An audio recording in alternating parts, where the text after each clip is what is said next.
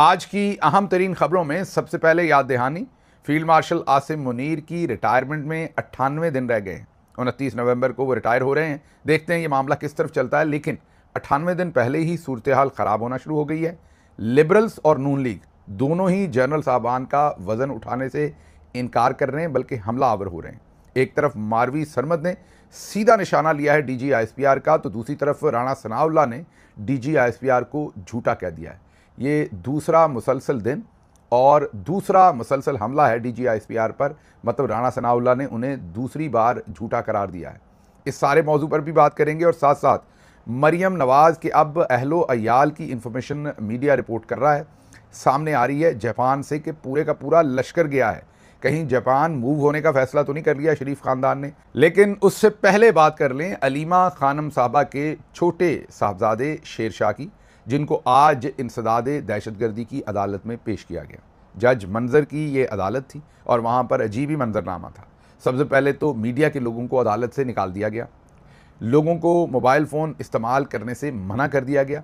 फिर अदालत के अंदर एक वीडियो चलाई गई जिसमें दिखाया गया कि 9 मई को जिसको जना हाउस पहले कहते थे, अब क्योंकि कोर कमांडर फिर उसके अंदर मूव हो गए हैं उसकी तज़ीन व आराइश के बाद, तो अब वो दोबारा से बेचारा जना हाउस ख़त्म हो गया, कोर कमांडर हाउस हो गया है। तो बहरहाल कोर कमांडर हाउस के सामने एक गाड़ी के ऊपर दिखाया गया कि किस तरीके से हसन न्याजी खड़े हैं और उनके साथ शेरशाह खड़े हैं, और इससे ये साबित करने की कोशिश की गई कि वो 9 मई के वाक़यात में मुलव्वस थे और रिमांड मांगा गया अदालत से। दूसरी तरफ से सलमान अकरम राजा पेश हुए। उन्होंने शेरशाह की जो गिरफ़्तारी इतनी देर तक नहीं की, बताया कि ये पाकिस्तान में थे, पहले बाहर थे, अब पाकिस्तान में भी 1 महीने से ज़्यादा हो गया पाकिस्तान में है और पुलिस ने इनको गिरफ़्तार नहीं किया, जिसका मतलब है कि इनकी गिरफ़्तारी मकसूद नहीं थी, तो इन्हें इस मुकदमे से डिस्चार्ज किया जाए या कम अज़ कम रिमांड ना दिया जाए। लेकिन अदालत ने उसके बावजूद 5 दिन का रिमांड दिया है शेरशाह का और उन्हें हवाले कर दिया है पुलिस के। और इससे पहले जो उनके बड़े साहबजादा हैं उनको तो आपको पता ही है गिरफ़्तार किया गया था, हालांकि उनके बारे में वाज़ेह इतलात और इन्फॉर्मेशन मौजूद है कि वो चतराल या नॉर्दर्न एरियाज़ में थे उन दिनों में जब ये सारा वाक़या 9 मई का लाहौर में या दूसरी जगहों पर हुआ। लेकिन उसके बावजूद उनका भी 5 दिन का रिमांड दिया हुआ है। ये एक अजीब ही सूरत हाल है। अगर वाकई इनकी गिरफ़्तारी मकसूद होती तो सलमान अकरम राजा दुरुस्त कह रहे हैं, ये शेरशाह जो हैं वो पिछले 1-1.5 महीने से पाकिस्तान में हैं और आज़ादाना सबके सामने वो कोई छुपे हुए नहीं थे। वो अपनी वालदा के साथ अडयाला जेल के बाहर भी आते थे हर जगह, तो तब उन्हें क्यों नहीं पकड़ा गया? ये क्या उनके मामू की जो ज़मानत हुई है उसके बाद कोई कॉन्फिडेंस जो है वो शेक हुआ है, या जैसे बहुत सारे लोग ये कह रहे हैं मीडिया के अंदर कि ये बेसिकली एक इमेज जो डामाडोल हो रहा था उसको सहारा देने की कोशिश की गई है कि सब चीज़ों पर हमारी पकड़ मजबूत है, क्योंकि पकड़ मजबूत रहती नहीं, ये लॉ ऑफ नेचर है।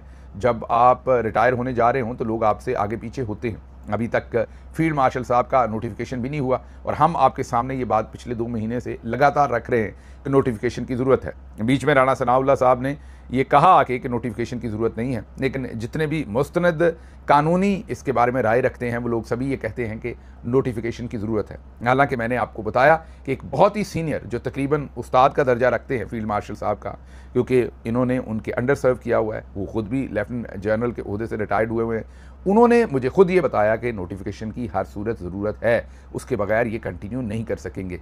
तो अभी 98 दिन बाकी है, लेकिन चीज़ें हिलना जुलना शुरू हो गई हैं और उसीलिए अब अलीमा खानम के बच्चों को जो है वो टारगेट किया गया है। बहरहाल अलीमा खानम साहबा ने आज भी कहा है कि हम तैयार हैं, पूरा ख़ानदान तैयार है, जैसे पूरा पाकिस्तान तैयार है, और सबसे बढ़ के इमरान खान जैसे कुर्बानी दे रहे हैं, उनकी बीवी बुशरा बीबी और दूसरे शाह महमूद कुरैशी से लेके हमारे उमर सरफराज चीमा, यास्मीन राशिद, सेनेटर एजाज चौधरी, मियाँ महमूद रशीद, वो सब लोग भी आपके सामने, हमारे वर्कर सामने। तो इसी तरीके से जो भी ये सज़ाएँ देंगे हम तैयार हैं, लेकिन किसी किस्म का कंप्रोमाइज़ जो है या किसी किस्म की जो इनके सामने वीकनेस है वो शो नहीं की जाएगी। तो ये उन्होंने आज भी इस बात का अयादा किया है अलीमा खानम साहबा ने। बहरहाल इंसदाद दहशतगर्दी की अदालत ने कुछ रिपोर्ट कर रहे हैं कि 5 दिन का और कुछ कर रहे हैं कि 8 दिन का जिस्मानी रिमांड जो है वो उनका दिया है। अब आगे चलते हैं। अगली खबर जो है वो राणा सनाउल्लाह ने आज मुसलसल दूसरे दिन दूसरा हमला DG ISPR पर कर दिया है। पहले आपको याद होगा कि उन्होंने टेलीविज़न पर आकर ये कहा था कि सुहेल वड़ाइच एक मुस्तनद सहाफ़ी हैं, उन्होंने जो कहा बिल्कुल ठीक कहा। अभी उन्होंने उनका ये बयान जो है मेरा ख्याल DG साहब को हज़म नहीं हुआ था कि अब उन्होंने दूसरा बयान जो है वो दाग दिया है। आज उन्होंने मीडिया से बात करते हुए लाहौर में गालिबन उन्होंने कहा है कि जहाँ तक सुहेल वड़ाइच ने बात की वहाँ तक दुरुस्त थी, मतलब सुहेल वड़ाइच ने तो बात बड़ी वाज़ेह कर दी थी। वो अलग बात है कि कल वो मुकरने की कोशिश कर रहे थे और हमने आपके सामने पूरी तफसील से रख दिया था कि 9 मई का भी उन्होंने जिक्र किया था, मसालत की जिक्र भी किया था और कहा कि जब सियासी मसालत का सवाल किया तो उन्होंने कहा माफ़ी मांगने वाले फरिश्ते, नहीं मांगने वाले शैतान, माफ़ी मांगी जाएगी तो रास्ता निकलेगा। तो 9 मई का भी बड़ा वाज़ेह जिक्र था, माफ़ी का भी वाज़ेह जिक्र था और मसालत का भी वाज़ेह जिक्र था। लेकिन बाद में DG ISPR जो हैं उन्होंने आकर वो मुकर गए। हालांकि 2024 में DG ISPR खुद भी कह चुके हैं। और ये जो अभी कॉलम था इसमें सुहेल वड़ाइच साहब ने तो अपने कॉलम में लिखा ही लिखा, जंग ने अपनी जो लीड और सुपर लीड और वो जो सारा कुछ उन्होंने शाया किया उस दिन अपने पेपर के ऊपर, उसमें भी उन्होंने बड़ा वाज़ेह तौर पर लिखा, इन तीनों अल्फाज का जिक्र सुहेल वड़ाइच की खबर में से दिया। लेकिन बाद में वो ज़ख्मों की ताब नहीं, जैसे कई दफ़ा लाकर कोई ज़ख्मी हो तो वो फिर अल्लाह को प्यारा हो जाता है। अभी ज़ख्मों की मतलब कि जो आप अटैक कर रहे हैं सोशल मीडिया के ऊपर, उसकी ताब नहीं ला पा रहे DG ISPR और मामला जो है वो फारिग हो गया और वो मुकर गए DG ISPR और उन्होंने इसी चक्कर में सुहेल वड़ाइच को भी बस के नीचे दे दिया। ये अब मैं नहीं कह रहा, अब ये बात एग्जैक्टली राणा सनाउल्लाह अपने मुंह से कह रहे हैं और बता रहे हैं कि आप लोगों ने जो दुर्गत बनाई है, ये दोबारा मैं कह रहा हूँ, ये अब राणा सनाउल्लाह कह रहे हैं कि DG ISPR जो है वो दुर्गत उनकी जो बनी उसकी ताब नहीं ला सके और वो प्रेशर में आके सरेंडर कर गए। उनका बयान क्या है ये ज़रा सुन लीजिए। या कॉलम उन्होंने लिखा अपना, तो उसके ऊपर मामला ये है कि जहाँ तक उन्होंने बात की थी सुहेल वड़ाइच साहब ने, वो तो वहाँ तक तो दुरुस्त थी, लेकिन उसके बाद जब उसके ऊपर वीलॉग्स होने लगे, पॉडकास्ट होने लगे और इतना ज़्यादा उस बात को बढ़ाया गया और फिर उसके बाद जो उन्होंने फिर दूसरा और तीसरा कॉलम लिखा, तो उससे फिर सूरत हाल जो है वो कुछ इस तरह से फ्लेयर अप हुई कि शायद जो है वो अदारा इसको अफोर्ड नहीं कर सकता था। उसके ऊपर फिर बर वक्त जो है वो DG ISPR ने एक अपनी मुख्तसर लेकिन बड़ी जामे स्टेटमेंट जो है वो जारी की। तो मैं समझता हूँ कि इस मामले को यहीं पे जो है वो रहने देना चाहिए और इसको मजीद जो है इसको ड्रैग नहीं कर। उन्होंने कहा है कि जहाँ तक सुहेल वड़ाइच ने बात की वहाँ तक दुरुस्त थी, उसके बाद वीलॉग और पॉडकास्ट होने लगे, बात को इतना बढ़ाया गया कि सूरत हाल ऐसी बन गई कि शायद इदारा इसे अफोर्ड नहीं कर सकता था, मतलब ताब नहीं ला पा रहा था।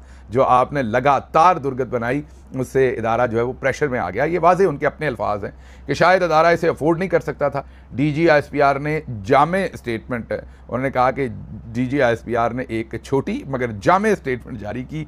अब मामलात को यहीं तक रहने दें, इसे दफन कर दें, खुदा का वास्ता इस पर मज़ीद बात ना करें, मज़ीद DG ISPR साहब की और हमारी और सुहेल वड़ाइच की दुर्गत ना बनाएं।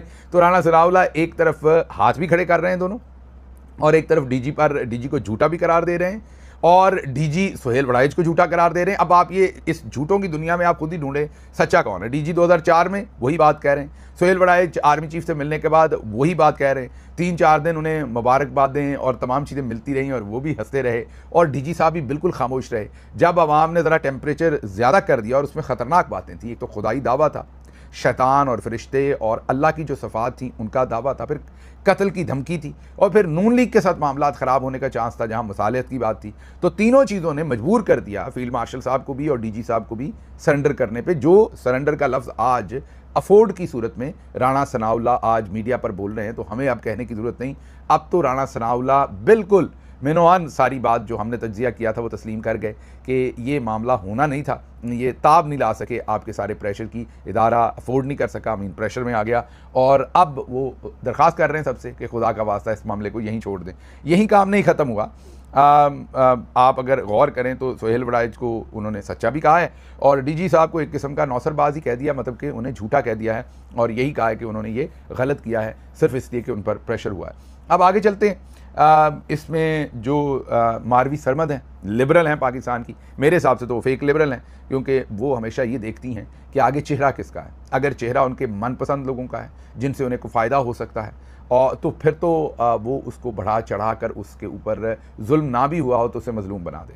लेकिन अगर कोई वाकई मजलूम है तो उसकी दादरसी में वो कभी नहीं बोलेंगी, उसकी दादरसी में वो बल्कि उसके खिलाफ ही कोई चीज़ ढूंढ कर लाएंगी। तो लिबरल नहीं है, ये फेक लिबरल हैं, ये कभी भी मजलूम के साथ खड़े होने वाले लोग नहीं हैं। ये अपनी मर्जी का पहले मजलूम क्रिएट करते हैं फिर उसके साथ खड़े होते हैं। बहरहाल मारवी सरमद साहब भी चढ़ गई जनरल साहब के ऊपर।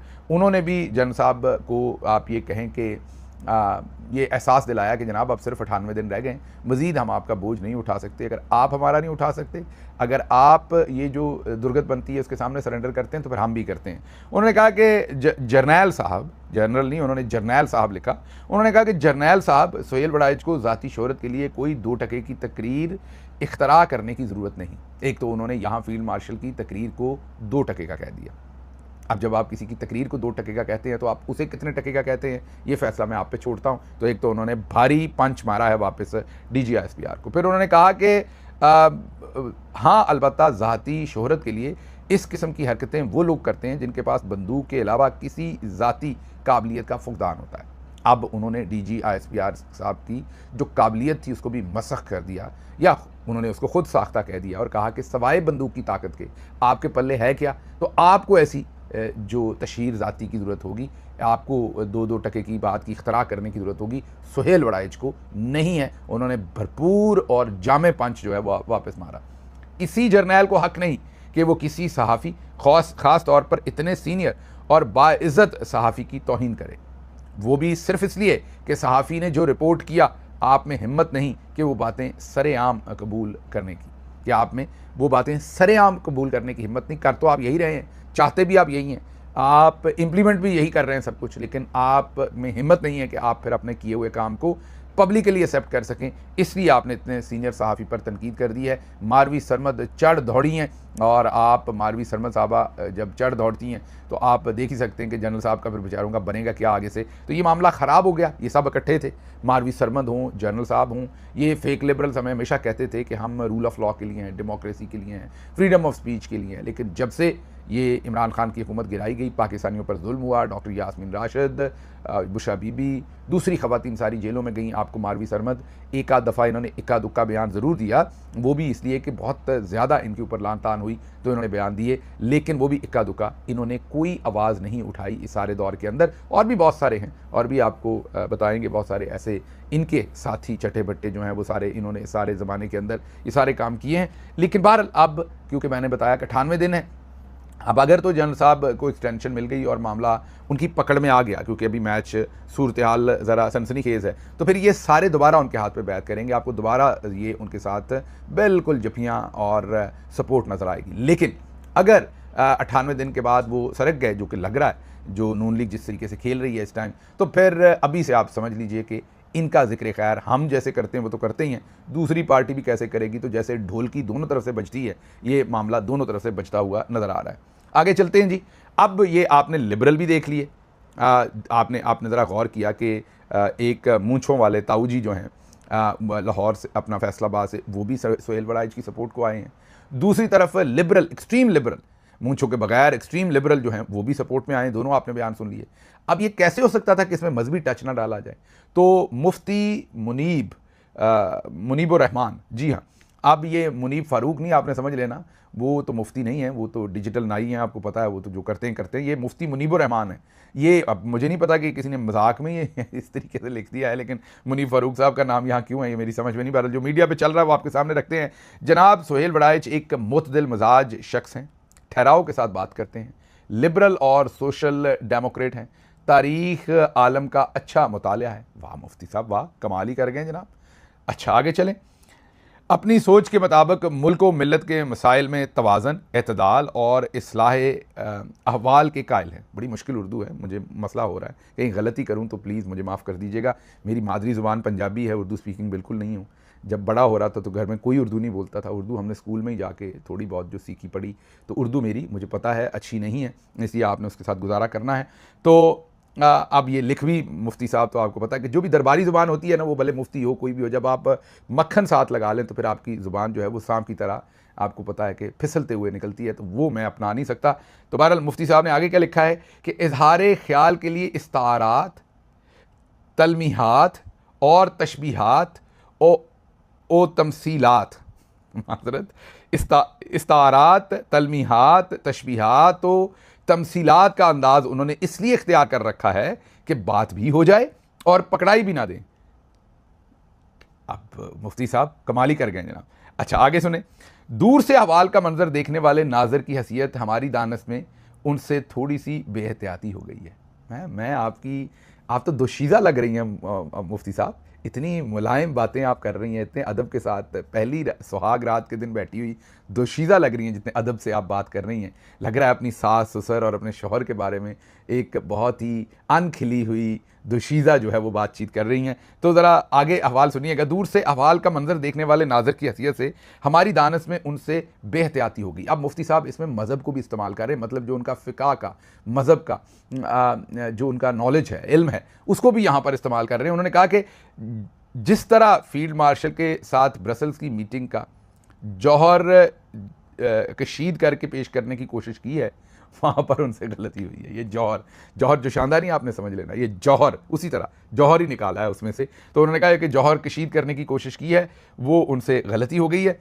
वो दरअसल हमारी हदीस व फ़िक़ा, वो दरअसल हमारी हदीस व फ़िक़ा के असूल के मुताबिक रवायत लफ्ज़ी नहीं बल्कि रवायत बिलमानी थी। और ज़ाहिर है रवायत बिलमानी में कुछ हज़फ़ व अज़ाफ़ा भी हो जाता है।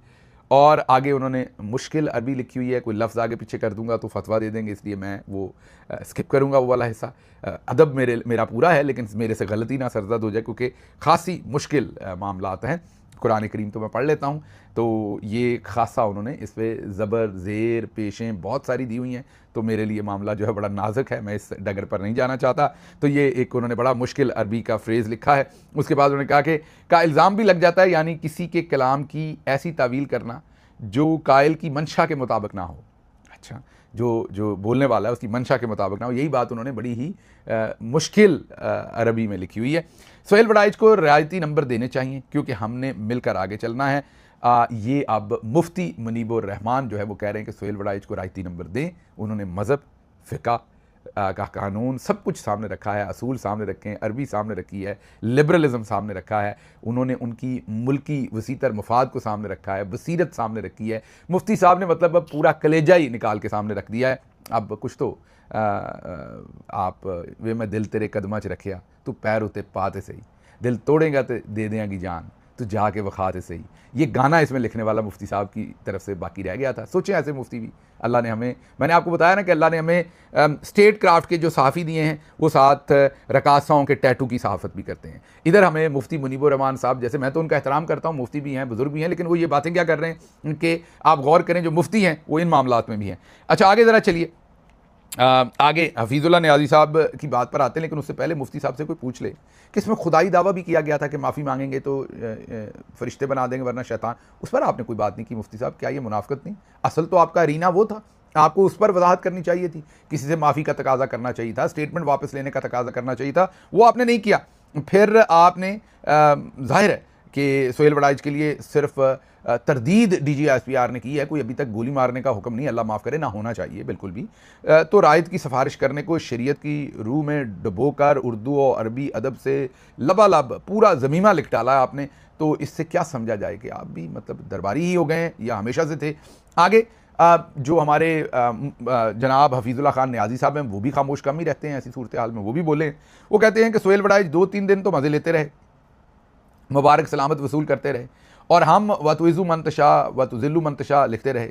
लोग हसद में कोयला होते रहे, लेकिन वो कहते हैं ना कि हमने शौक़े गुलबोसी में कांटों पे ज़ुबान रख दी। वो ये बता रहे हैं कि पहले तो DGB, यहाँ पर शायर दबे अल्फाज ये कहना चाहता है कि कॉलम आया तो पहले तो DGB बड़े खुश हुए, फील्ड मार्शल भी खुश हुए, क्योंकि ज़ाहिर लॉन्च की थी, मिलके की थी सोहेल वड़ाइच के साथ DG साहब, और सब ने मिल के प्लानिंग करके ये सारा काम किया था।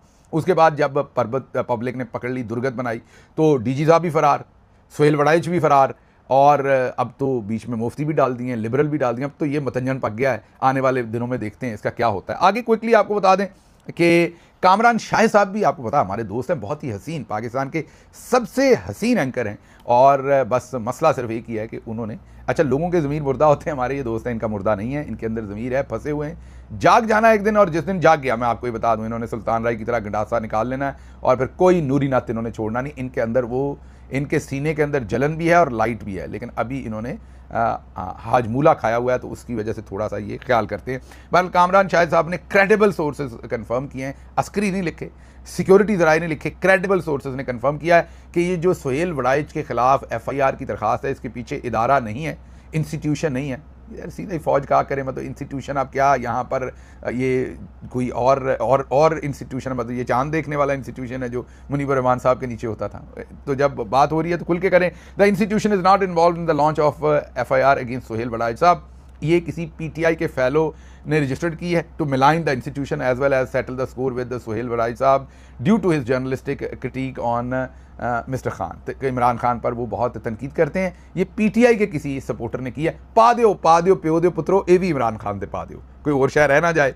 मतलब कि हर चीज़, ये जो राणा सनाउल्लाह ने कहा है कि आप सोहेल वड़ाइच दुरुस्त हैं और प्रेशर बर्दाश्त नहीं कर सके, DG साहब फरार हो गए, ए भी इमरान खान ते पा दो। मारवी सरमद ने जो 2 टके की इख्तरा उन्होंने निकाली है और जनरल साहब को कहा आप में कोई काबिलियत नहीं है और 2 टके की तकरीर के बारे में हमें बात करने की ज़रूरत नहीं थी, वो भी पा दो। मुफ्ती मुनीबुर रहमान की जो सारी लबालब किस्म की उन्होंने मजहबी और रूहानी और हर तरह की उन्होंने जो एक तकरीर फरमाई, वो भी इमरान खान थे। कामरान शाह साहब कोई शहर रह ना जब हर शह इमरान खान दे पा दो, तो मेहरबानी है। अच्छा, आगे मरियम नवाज साहबा का ये आखिरी खबर है, क्विकली कवर करूंगा क्योंकि व्लॉग लंबा हो जाता है, लेकिन ये रखना भी आपके सामने ज़रूरी है। ये पूरा ख़ानदान लेके गए मरियम साहबा की 2 बेटियां, son in law, granddaughter, grandson, मतलब पोता पोतियाँ, नवासे नवासियाँ, उनकी नैनीज़, उनकी जो मुलाजमाएँ हैं जिन्होंने उन बच्चों का ख्याल रखना है, और दूसरी मुलाजमाएँ भी, क्योंकि 3-4 मुलाजमाएँ, ये 2 मुलाजमाएँ बाजी मरियम की अपनी हैं, बाकी उनकी बेटियों की, और ये सब सरकारी विज़िट पर पाकिस्तान एयरफोर्स के तैयारे के ऊपर गए हैं। Maryam Nawaz, Maryam Aurangzeb, Pervez Rashid, Azma Bukhari, Zeeshan Rafiq, Shoaib Malik, Sania Ashiq, PSO to Maryam Nawaz, Zahid Akhtar Zaman, son of CS Zahid Zaman, Sohail Ashraf secretary communications, Mujahid Sherdil, Noman Siddiqui Siddique हैं या सदीकी हैं, अब्दुर्रहमान, उस्मान टीपू, साइमा फ़ारूक, बिलाल रिजवान, जवार शफकत, मतलब एक लंबी लिस्ट है और नीचे मेड्स के नाम भी हैं। आप अगर गौर करना शुरू करें, ये समन तो CM की मेड हैं, इनका मेकअप भी करती हैं, इनके पाँव का हाथों का मैडी पैडी भी करती हैं, मतलब पाँव की हाथों की मसाज मालिश उसका भी ख्याल रखती हैं। खैर वो तो बाजी का हक़ है, हर खातून का है, हमारे घर की खातून हो या किसी और घर की खातून, उनका हक़ है, उन्होंने जो भी अपने आप को अच्छा लगने के लिए उन्होंने करना वो करें। रुबीना ये भी CM साहबा की अपनी मेड हैं, और बाकी जो नीचे 2-3 मेड हैं वो उनके ख़ानदान के लोगों की है। इस विज़िट के अंदर आपका गवर्नमेंट ऑफ पंजाब, पब्लिक का पैसा, आपका पैसा जो आप माचिस पे देते हैं, जो आप पेट्रोल के लीटर पर देते हैं, ये आपके और आप ही की एयरफोर्स के तावन से ये दौरा जारी है। नाम सामने आए थे, हमने कहा आपको रिपोर्ट कर दें। मुझे यहाँ से इजाज़त दीजिए। अल्लाह आपका हामी नासिर हो। पाकिस्तान जिंदाबाद।